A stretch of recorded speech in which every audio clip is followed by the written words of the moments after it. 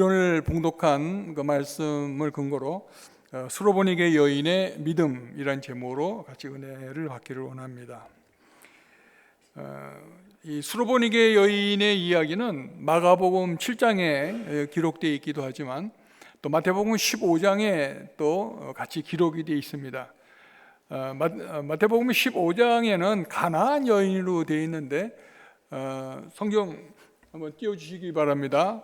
여기 보면 21절 마태복음 15장 21절에 보면 예수께서 거기서 나가사, 거기서라고 하는 것은 이제 갈릴리 그 지역을 얘기하는데, 예수님이 그 가버나움 주위에서 사역을 하시다가 이제 두로와 시돈 땅으로 이제 가시는 장면입니다. 그래서 마태복음도 같이 읽으면은 좋은데, 그 들어가시니까 거기는 가나안 여자라고 이제 표현이 되어 있습니다. 그 지경에 나와서 소리질러 이르되 주 다윗의 자손이여 나를 불쌍히 여기소서, 내 딸이 흉악하게 귀신 들렸나이다 하되, 예수는 한 말씀도 대답하지 아니하시니 제자들이 와서 청하여 말하되 그 여자가 우리 뒤에서 소리를 지르오니 그를 보내소서. 예수께서 대답하여 이르시되, 이 빨간 줄로 한 것은 마가복음에 없는 내용이 마태복음에는 자세히 기록되어 있습니다. 나는 이스라엘 집에 잃어버린 양 외에는 다른 데로 보내심을 받지 아니하였노라 하시니, 여자가 와서 예수께 절하며 이르되 주여 저를 도우소서. 대답하여 이르시되 자녀의 떡을, 아까 한 얘기보다 더 심한 말씀을 하십니다. 자녀의 떡을 취하여 개들에게 던짐이 마땅하지 아니하니라. 여자가 이르되 주여 올소이다마는 개들도 제 주인의 상에서 떨어지는 부스러기를 먹나이다 하니, 아까 마가복음에는 그 집의 주인의 그 아이가 먹던 떨어진 것을 주워 먹는다고 되어 있는데, 여기는 주인의 상에서 떨어지는 부스러기를 먹나이다 하니, 이에 예수께서 대답하여 이르시되 여자여 내 믿음이 크도다, 내 소원대로 되리라 하시니 그때로부터 그의 딸이 나으니라. 아멘. 이 가나안 여인이라고도 하고 또 수로보니게 여인이라고 하는 이 여인은 사실은 여기 성경에 보니까 헬라인이요 이렇게 되어 있는데, 이 헬라인이라고 하는 말은 그리스인이란 뜻은 아닙니다. 그 알렉산더 대왕 이후에 이 많은 지역이, 유럽과 아시아와 아프리카의 많은 지역이 우리 헬레니즘이라고 하는 헬레니즘 문화권에 들어가게 됐습니다. 그 중에 알렉산더 대왕이 30살에 죽게 되자 나라가 전부 다 네등분이 됩니다. 그때 아프리카에는 프톨레미우스 황제를 기반한 프톨레미우스 왕제가 있었고, 또 바로 지금 유대 땅 바로 위에 그 시리아라는 데가 있죠. 그 시리아는 셀주쿠스라고 하는 또 다른 그 헬레니즘 한 파의 나라가 있었습니다. 그래서 헬라인이라고 하는 것은 이 시리아 땅, 옛날 시리아 땅에 살던 헬라말을 쓰는 사람이라는 뜻입니다. 그러나 고향은 명확하게 좀 설명해주고 있죠. 수로보니게 여인이라. 수로보니게는 도대체 무슨 뜻일까요? 우리 화면 한번 보여주면, 수로보니게는 두 단어가 합친 말입니다.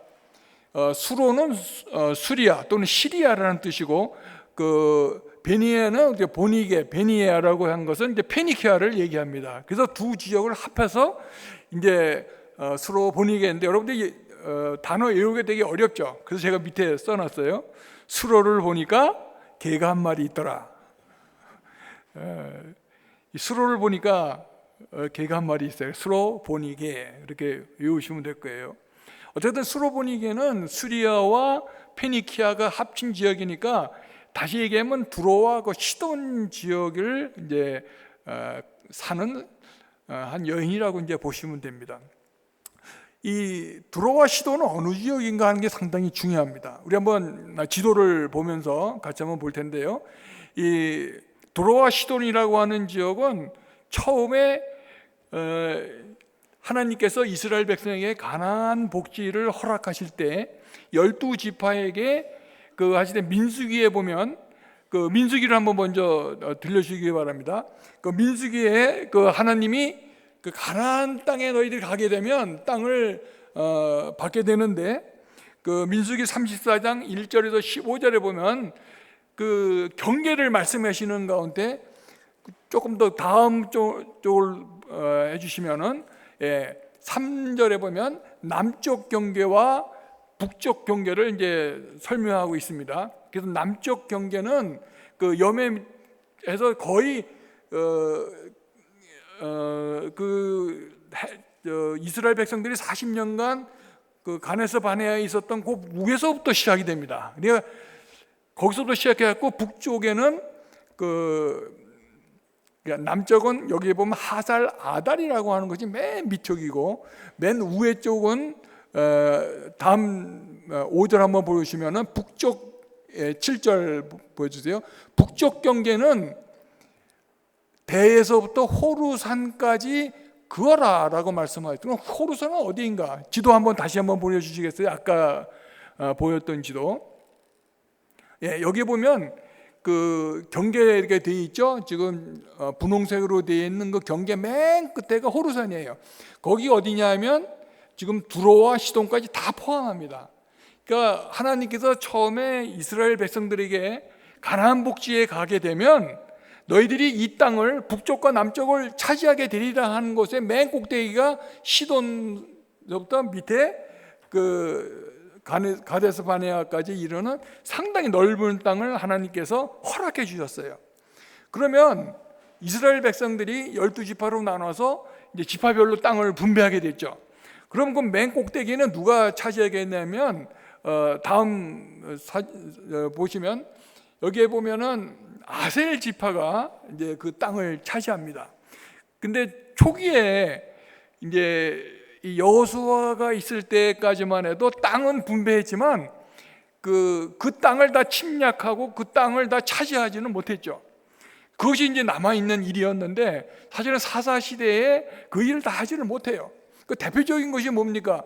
이 단민족이 이 블레셋 그 민족에게 밀려가지고 어디까지 올라갑니까? 저 북쪽에 단 올라가죠. 그래서 이 단이라고 하는 건 원래는 그 블레셋 해변 쪽에 땅을 지명받았는데 그 블레셋에 쫓겨가지고 북쪽으로 이제 올라가게 됩니다. 마찬가지로 아셀 지파도 두로와 시돈까지 다 하나님의 허락을 받았는데 그걸 다 점령을 하지 못해요. 그럼 어디까지 갔냐면 반만 차지합니다. 그 두로와 시돈이 있으면 두로와 시돈은 한 40km 정도 떨어져 있어요. 근데 두로는 차지했는데 시돈은 차지하지 못했어요. 그러니까 한 반쯤 차지하게 됩니다. 여러분 지도에 보면 저 경계가 아셀 지파 그 경계 그 꼭대기가 두로까지가 돼 있고 그 넘어서 이제 그 시돈 지방까지 차지해야 되는데 그러질 못해요. 다음 사진 한번 보여줄 거예요. 그 다음에 이제 왕국이 갈라지게 되죠. 북이스라엘과 남유다가 갈라질 때 북이스라엘의 그 경계를 질 때 잘 보시면 이때 이미 두로도 빼앗겨 버려요. 그 처음에는 두로는 차지했다가 시돈만 못 차지했는데 이미 이제 사사 시대 지나고 왕국 시대 지나고 솔로몬 시대 지나고 나서 이 왕국이 분리될 때는 보니까 두로와 시돈까지 전부 다 이제는 그 이스라엘 땅이 되지 아니하고 레바논 땅으로 이제 편입이 됩니다. 그만큼 땅을 잃어가는 거죠. 다음 한번 그림을 사진을 보시면 이게 이제 예수님 당시에 그 지도인데 이 지도에는 지금도 그렇지만 완전히 두로와 시돈은 이제 예수님 시대에는 완전히 이방인 지방이 되어버립니다. 그래서 마태복음은 거기서 가나안 여인이라고 한 이유가 뭐냐면요, 그 지역이 전체 가나안 땅이기 때문에 그래요. 그러니까 마태는 가나안이라는 말을 함으로 해서 유대인들에게 구약과 신약을 연결시키기 위해서 가나안 여인이라고 표현한 데 비해서 이제 마가는 먼저 쓴 이 마가는 그 지역의 이름을 정확히 얘기하면서 이제 그 여자가 이방인 여자라는 것을 이제 확실하게 설명을 하고 있는 겁니다. 근데 이 이야기의 배경을 보면 마가복음 7장 앞절에 보면요, 예수님께서 그 가버나움 지역과 갈릴리 지역에 이제 많은 병자를 고치고 복음을 전파할 때에 해방권이 나타나요. 7장 1절부터 보면 무슨 말이 나오냐면요, 바리새인과 또 서기관 중 몇이 예루살렘에서 와서 예수께 모여들었다가, 자, 이때부터는 예수님께서 여러 가지 이적을 행하시고 말씀을 전파하는 걸 보고 예루살렘에서 이제 사람을 급파합니다. 정탐꾼을 보냅니다. 바리새인과 서기관과 이런 사람들이 와서 예수님이 하시는 곳에 이제 기웃겨 염탐하는 거예요. 근데 예수님의 말씀을 들으러 온 게 아니라 이제 꼬투리를 잡으려고 오는 거죠. 그래서 제일 먼저 꼬투리를 잡는 게 뭐냐면 정결 예식이에요. 우리는 장로의 규례에 따라서 음식을 먹을 때마다 손을 닦고 아주 정결하게 물을 깨끗하게 씻고 음식을 먹는데, 어떻게 당신의 제자들은 손을 씻지 않고 먹나이까? 이 정결 의식은 유대인들에게 무진장 중요합니다. 왜요? 하나님께서 내가 거룩하니 너희도 거룩하라. 그래서 모든 것이 깨끗하고 정결하고 거룩한 그것이 하나님이 원하시는 거기 때문에 처음에 아주 좋은 뜻으로 그 정결 의식이 많이 생겼어요. 근데 이것이 점점 이제는 하나님의 뜻을, 그 법의 정신이 사라지고 이제는 그 법 조항에 얽매이게 되는 거예요. 그러다 보니까 장로의 전통이 하나님의 명령이 아니라, 하나님의 그 계명이 아니라 이제 장로의 계율이 돼 버리는 거죠. 그러니까 예수님, 하나님의 아들이자 하나님 본체이신 예수님에게 우리 장로의 계율엔 이러이러한데 왜 당신의 제자는 지키지 않습니까? 이것은 다시 얘기하면 우리는 거룩하고 깨끗하고 정결한데 당신의 제자를 보면 당신도 불결합니다 라는 말이에요. 엄청난 도전이죠. 그때 예수님께서 하신 말씀은 너희들은 어떻게 하나님의 법도를 어기고 너희들의 규례로 하나님의 법도를 어기느냐. 그래서 고르반 얘기를 하십니다. 너희들은 고르반 하나님께 드린다 해서 부모에게 드리지 않고 불효하면서 하나님께 드린다고 너희들 마음대로 쓰는, 너희들은 정말 하나님의 뜻을 내 마음대로 하는 아주 어리석은 자라고 책망하시고, 이제는 거의 쫓기다시피 이제 쉬시려고 예수님께서, 아까 우리 읽은 성경 24절에 보면 뭐라고 되어 있습니까? 어느 한 집에 가서 쉬시려고 숨었어요. 근데 숨길 수가 없을 정도로 예수님이 오셨다는 소문을 듣고 사람들이 또 막 몰려옵니다. 자, 여기서 엄청 의미가 있어요. 이스라엘 백성들은 자기네들이 성결하고 정결하고 거룩한 사람이고, 그 외에 이방인들은 전부 다 어떤 사람이냐면 불결하고 정하지 못하고 저주받고 개와 돼지만도 못한 사람으로 그렇게 평가해 버리는 그런 습성들이 있었어요. 그러니까 내 이웃을 내 이 몸처럼 사랑할 때 그 사람들의 이웃은 자기 유대인들만의 이웃이에요. 사마리아도 아닙니다. 사마리아는 왜 아닙니까? 북이스라엘이었던 그 사마리아에서 이제 아수르의 명자 아수르와 피가 섞이니까 이제 사마리아인도 우리 이웃이 아닌 거예요.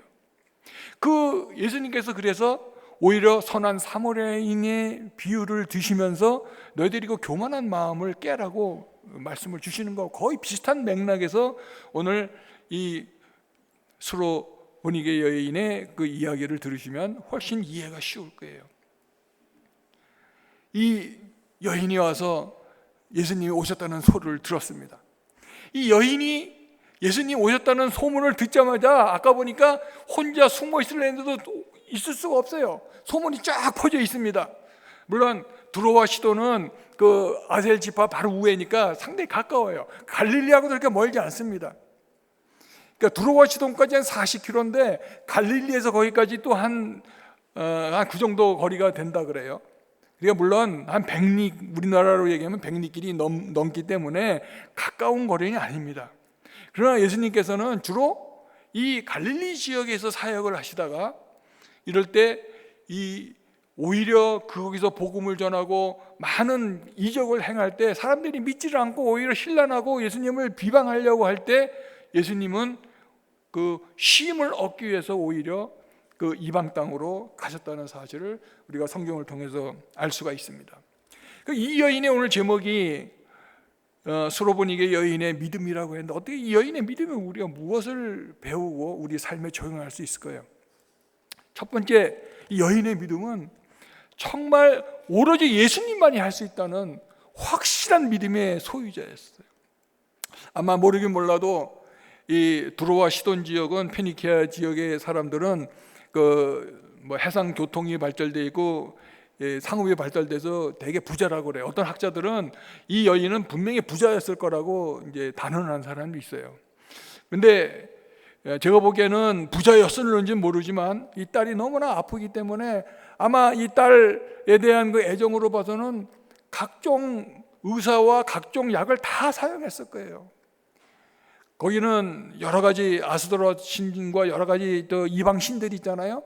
모르긴 모르지만 처음에는 그 신들한테도 기도하고 제물도 바치고 뭐 별 짓을 다 했을 겁니다. 그래서 아마 재산을 다 탕진했을지도 몰라요. 그러나 이 딸은 이 귀신이 들려가지고 사방팔방 댕기면서 정말 어쩔 수 없는 그러한 상태에 이르게 되니까 이게 좌절에 빠졌어요. 그런데 이 들려오는 소문이 있는 거예요. 저 갈릴리 나사렛 예수라고 하는 분이, 그분이 손만 닿기만 하면 혈류병도 낫고 안진뱅이도 일어나고 문둥병도 낫고 뭐 심지어는 죽은 사람도 살아났다더라. 이 소문을 들은 거예요. 이 믿음, 우리가 그런 소문이 쫙 퍼져도 이스라엘 백성들에게 그렇게 많은 이적을 행해도 믿지 않는 사람들이 너무나 많아요. 이건 바알세불의 그 능력으로 한 거라고 오히려 탓하는 사람들도 있죠. 그런데 이 여인은 그 예수님이 병자도 고치고 죽은 자도 살려주셨다는 그것을 확실히 믿은 사람, 그거 쉽지가 않습니다.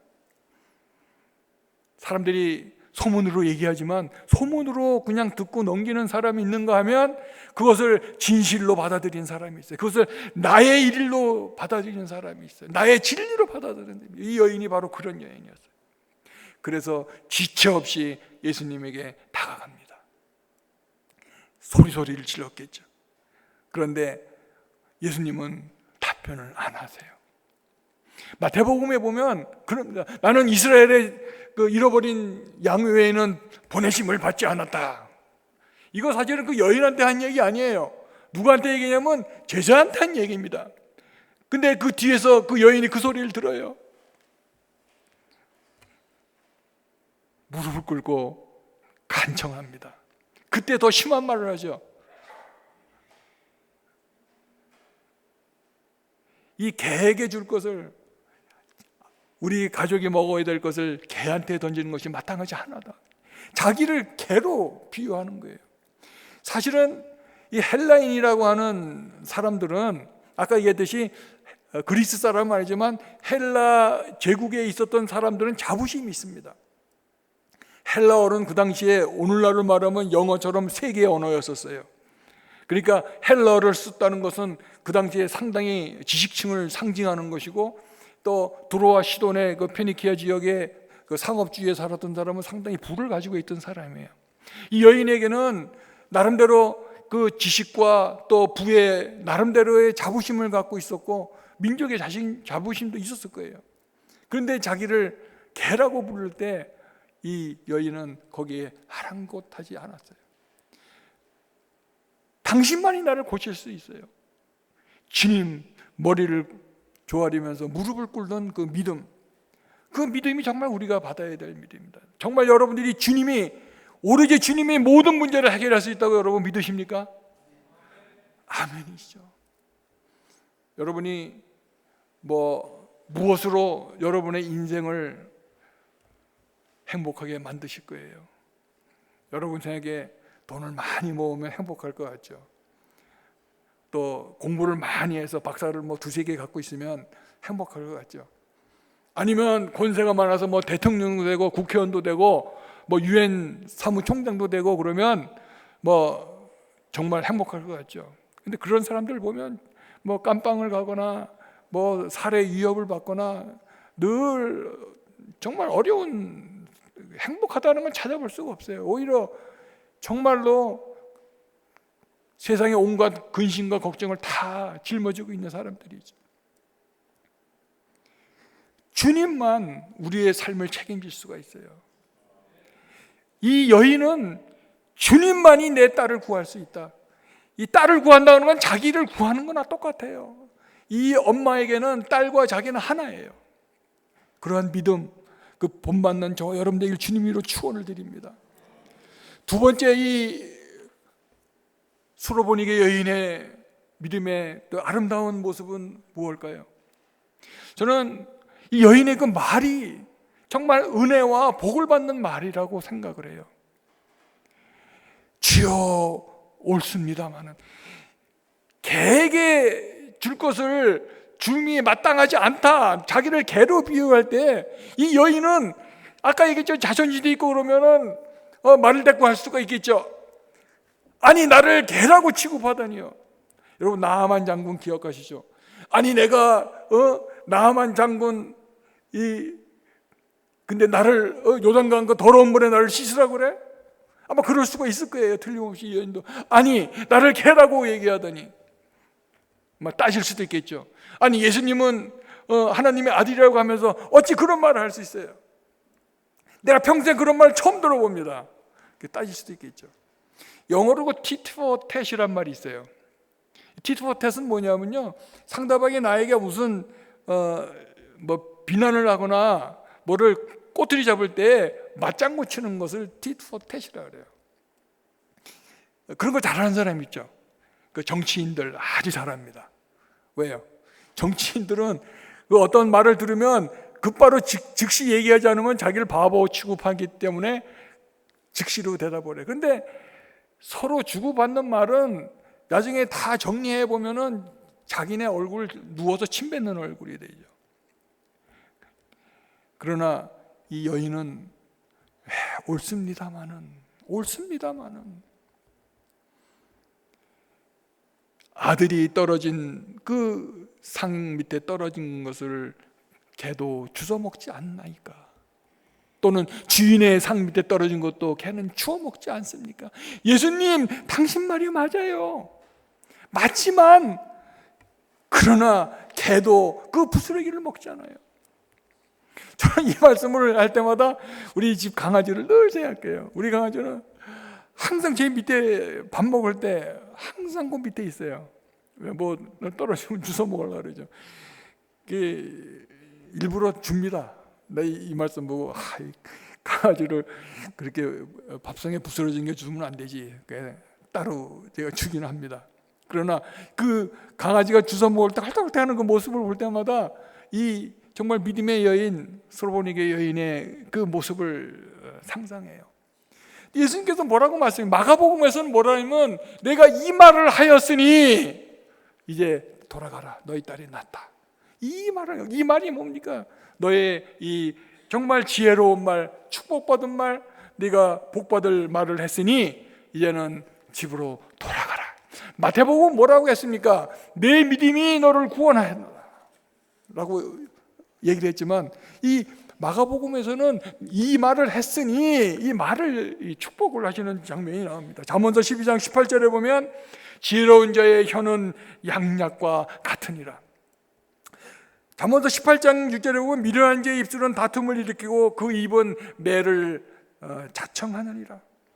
요한계시록에도 보면 13장 6절에 보면 회방하는 자의 말은 바로 악령의 세력이라고 규탄할 정도로 정말 이 말이 얼마나 중요한지 몰라요. 여러분들이 하루 종일 한 이야기를 한번 녹음기에 이게 녹음했다가 한번 정리해 보십시오. 여러분들은 과연 복받는 말을 얼마나 많이 했는가? 아니면 여러분들은 과연 사람들에게 상처 주는 말을 얼만큼 많이 했는가? 아니면 그저 남이 뭐라고 할 때 대꾸하는 말로 얼마나 많이 채웠는지 한번 생각해보세요. 그것이 여러분들의 하루의 영적인 생활을 평가할 수 있는 아주 중요한 잣대 중에 하나예요. 여러분들이 무슨 말을 하고 있어요? 여러분들에게 복음을 전할 때 정말 능멸하는, 멸시하는, 아주 가스럽다지 얘기하는 사람들을 만나본 적이 있으십니까? 그때 엄청나게 모멸스럽죠. 저도 한때 영문학 박사에, 대학교 교수에 그런데 아주 그 개보듯이 복음을 전하니까 개보듯이 그런 적이 한번 있어요. 그때 얼마나 모멸감을 가진지 몰라요. 그냥 가서 쥐싸대기 한 대 때려줄까 그런 생각이 들 때도 있었더라고요. 그런데 이 수로보니게 여인의 그 말을 생각해 보면 정말 하나님 예수님께서 칭찬할 그 복받은 그 말을 우리가 누가 무슨 말을 해도 우리가 정말 믿음 가운데 지혜로운 말을 하면 예수님께서 우리에게 축복을 내려주세요. 정말로 우리가 말 한마디 한마디에 사람을 살리고 또 복받는 저 여러분들 주님으로 축원을 드립니다. 세 번째는 이 수로보니게 여인은 정말로 훌륭한 어머니예요. 요즘에 사실은 언론을 보면 이 자식을 버리는 부모들이 얼마나 많은지 몰라요. 근데 성경에는 정말 아름다운 엄마와 아버지의 이야기가 기록되어 있습니다. 마가복음은 특히 그 5장에 그 야이로, 회당장 야이로의 그 믿음을 우리에게 전하고 있어요. 이 회당장 야이로는 자기 딸이 있는데 딸이 이제 죽어가게 됐어요. 원인은 뭐 정확히 모르지만 딸이 심한 중병이 걸려서 이제 죽어가게 됩니다. 이 아버지가, 이 엄마는 왜 안 나온지 잘 모르겠습니다. 이 야이로가 주님께 와서 똑같이 간청해서 무릎 꿇는 장면이 나와요. 한번 생각해 보세요. 이 수로보니게 여인은 이방 여인이기 때문에 예수님 앞에 무릎 꿇는 것은 사실 그렇게 어렵지 않을 겁니다. 근데 이 야이로는 회당장이에요. 많은 사람들이 지켜보고 있어요. 회당장은 지금의 교회 큰 당회장 목사님이나 뭐 그런 지위를 갖고 있는데 많은 사람들이 존경하고 우러러보고 지켜보고 있죠. 그런 회당장 야이로가 넙죽 주님 앞에 와서 무릎을 꿇고 자기 딸을 구해달라고 애원하는 장면이 나와요. 이 수로보니게 여인도 똑같이 주님 앞에 무릎 꿇고 그 딸을 구해달라고 간청하는 장면이 나와요. 이 자식을 위해서 정말 자기의 모든 것을 버릴 수 있는 그 어머니, 얼마나 아름다운지 몰라요. 우리가 때로는 자식을 위해서 기도하죠. 우리가 많은 기도 제목 중에 하나가 자식을 위한 기도입니다. 거기에 첫 번째는 뭡니까? 대학교 들어가게 해주시옵소서, 취직하게 해주시옵소서, 결혼 좋게 해주십시오. 또 취업을 하면 또 뭡니까? 직장에서 승진하게 해주시옵소서. 많은 기도를 하죠. 현실적인 기도입니다. 기도해야 될 내용들이에요. 그러나 이 수로보니게 여인은 그런 기도가 아닙니다. 생명을 달라는 기도예요. 이 딸이 귀신이 들렸기 때문에 이제 새로운 삶을 달라고 하는 기도입니다. 이때 예수님께서는 이제 그 귀신들 낫게 할 뿐만 아니라 그 딸에게 새로운 생명을 허락해 주셨어요. 우리 부모가 해야 될 가장 큰 일이 뭡니까? 자식이 성공하고 또 좋은 위치에 있는 것도 중요하지만 가장 중요한 거는 주님 안에서 새 생명을 얻는 거예요.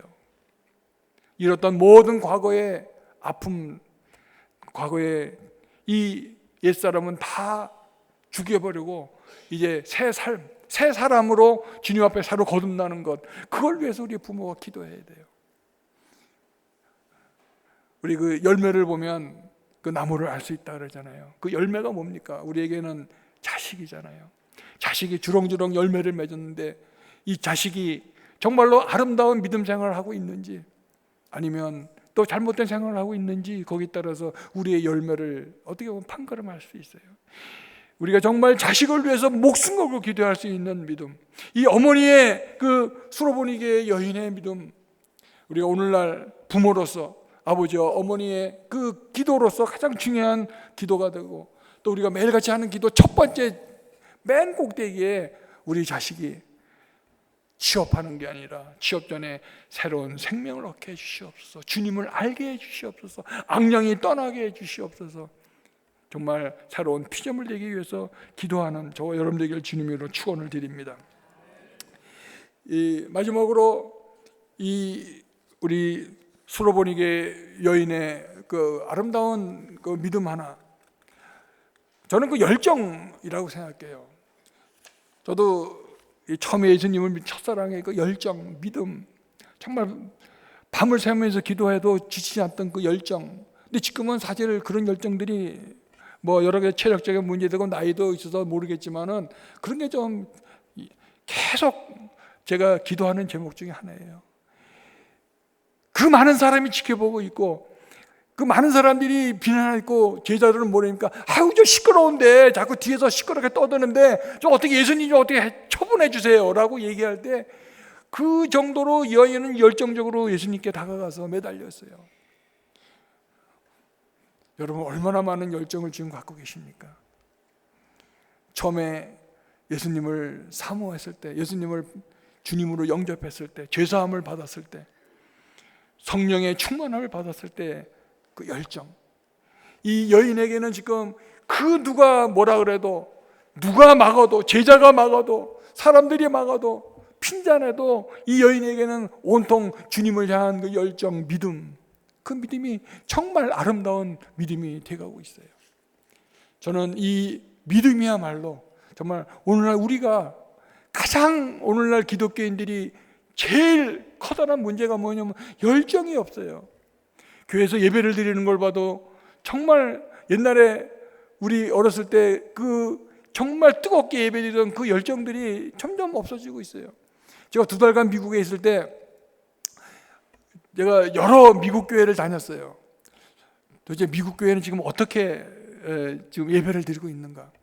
근데 미국 교회도 여러분 뭐 100년 넘는 교회가 상당히 많아요. 우리 아들 집 부근에 보면 제가 한 7개 교회를 매주마다 다르게 한번 방문해 봤어요. 근데 그 중에서 한 80%는 한 8개 중에서 한두 개를 제외하고는 8개는 그냥 교회는 뭐 100년 넘었고 뭐 오래된 교회인데 뭐 한 20명, 30명들이 모여서 예배를 드려요. 뭐 예배라기보다는 그냥 형식적인 뭐 성경 읽고 뭐 어떤 데는 목사님도 없어가지고 그냥 자기네끼리 이렇게 성경 읽고 이렇게 하는 데 있어요. 그런데 그 한두 교회는 그래도 아주 열정적인 교회, 거기도 되게 보면 오순절 교회인데 그 오순절 교회에서는 막 이제 부흥하기 시작해서 그런지 막 교회도 새로 짓고 보니까 한 200여 명이 모이더라고요. 다른 데는 다 뭐 20명 이렇게 모이는데 한 200여 명의 교인들이 모여서 뜨겁게 예배드리는 데가 아직도 미국은 있더라고요. 근데 그걸 보면서 아, 미국이 아직은 죽지 않았구나. 근데 우리 교회가, 우리나라 교회가 요즘에는 어떻게 되고 있는가 그런 생각을 하게 돼요. 우리 정말 수로보니게 여인의 그 간절하고 애절하고 뜨거웠던 믿음처럼 우리가 오늘 살아가는 우리가 이제 주님이 언제 오실지 몰라요. 아까 이 지도상에서 보면 우에 두로와 시돈 지역은 지금 어디입니까? 레바논 지역이에요. 또 밑에 가자지구라고 하는 거는 옛날에 블레셋에 있었던 가사 지역이 가자지구입니다. 그러니까 가나안 지역에 들어간 사람도 지금까지 싸웠던 그 지역과 이스라엘은 지금도 계속 싸우고 있어요. 영적 전쟁뿐만 아니라 실질적인 전쟁을 하고 있습니다. 그럼 우리는 무슨 전쟁을 하고 있습니까? 우리는 그러한 실질적인 북한의 적도 있지만 오늘날 우리가 기독교인이 가장 큰 적은 뭐냐면요, 미식두근한 그러한 믿음에 대한 우리 스스로의 도전과 거기에 이기려는 전쟁이에요. 그런 전쟁에서 이기는 저와 여러분 되기를 주님으로 축원을 드립니다.